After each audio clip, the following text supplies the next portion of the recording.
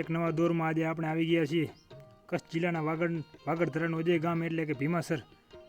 ભીમાસરની ઐતિહાસિક ઘટનાઓ અને ઇતિહાસ સાથે અનેક સ્થાનકો તેમજ સ્મારકો આવેલા છે, એમનું દર્શન કરશું. અને ખાસ તો આજે આપણે વાત કરવાની છે ભીમાસર સ્થાપના ઇતિહાસ વિશે.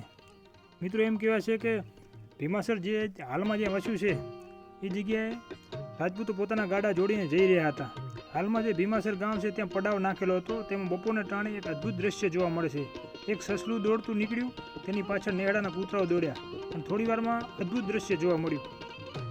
આગળ જઈને સસલું ઓચિતું પાછું વળ્યું અને કૂતરાઓને સામે થઈ ગયું અને સસલાએ કૂતરાઓને લારે થઈ નેહડામાં ઘુસાડી દીધા. આ દ્રશ્ય જોઈને રાજપૂતોની સાથે રહેલા હરિદાસ બ્રાહ્મણે કહ્યું કે આ જમીન પવિત્ર છે.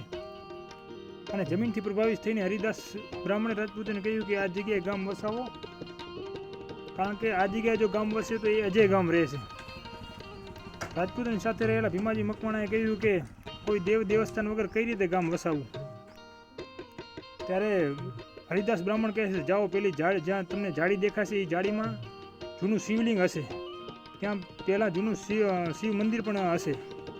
અને જઈને તપાસ કરે છે તો એ જાળીઓમાં શિવલિંગ જોવા મળે છે. માટે હરિદાસ બ્રાહ્મણ કહે છે કે આ જગ્યાએ તમે ગામ વસાવો, ઉપર માં રાજબાઈના બેસણા છે, આ જગ્યાએ ગામ વસાવશો તો એ ગામ અજય ગામ રહેશે. પછી રાજબાઈનું નામ લઈને વિક્રમ સંવત 1735માં ભીમાજી મકવાણે ગામનું તોરણ બાંધ્યું.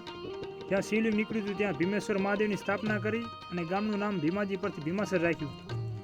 હરિદાસ મહારાજે નાગની ફાણ વીધી. એ સમયે કોઈ એવી વિદ્યાનો સમય હશે અને આશીર્વાદ આપ્યા કે આ ગામને કોઈ ભાંગી શકશે નહીં. અને જેમ ઉતાર હતા એમ જ બધાના ઉતાર રાખી દેવામાં આવ્યા. પણ કોઈને મજાક સૂજી કે શું મહારાજે સાચે જ નાગની ફાણ વીધી હશે કે પછી એમ જ કહે છે ચાલો જોઈએ તો ખરા. નાગની ફાણમાંથી જેવી ખીલી કાઢી કે નાગ મંડ્યો ભાગવા, પણ જેવો નાગ ભાગ્યો કે એક ભાઈએ પાછળથી પૂંછડામાં ખીલી મારી દીધી.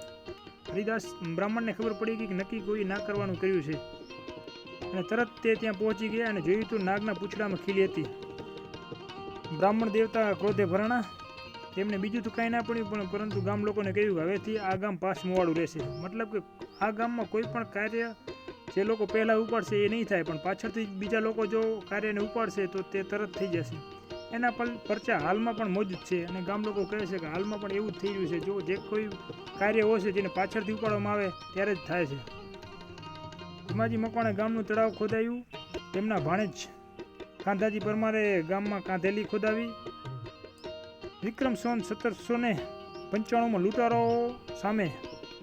લૂંટારાઓએ જ્યારે ગામની ગાયો વારી ત્યારે ભીમાજી મકવાણાએ ગામની ગાયો ના વારવા દીધી અને ભયંકર યુદ્ધ ખેડ્યું, જેમાં અનેક રાજપૂતોએ પોતાના લોહી રેડ્યા, પણ ગામને ના ભંગાવા દીધું અને ગામની ગાયોને વાળી. એમને પોતે પોતાના પ્રાણોની ગાયો વારવા માટે પોતે પોતાના પ્રાણોની આહુતિ આપી દીધી. આજ પણ ભીમાજી મકવાણાનો પાળિયો ભીમાસર તળાવની પાડ ઉપર અજય ઊભો છે.